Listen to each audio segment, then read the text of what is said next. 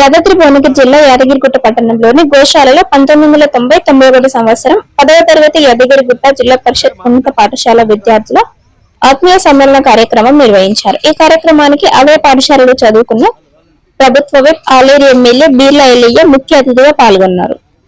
అనంతరం ఆయన మాట్లాడుతూ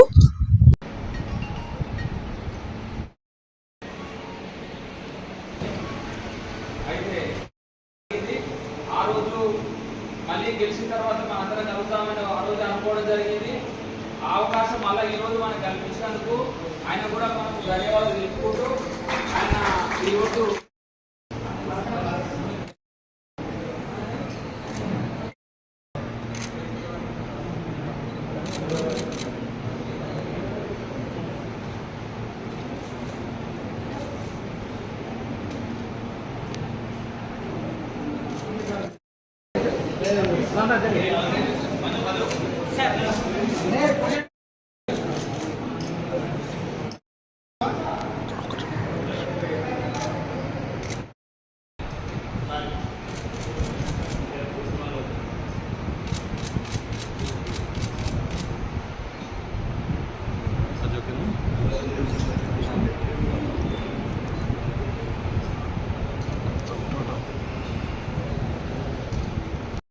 అంటే ఫంక్షన్ అయింది మొత్తం వచ్చి కులం మీద చేసి సంతోషపడేది.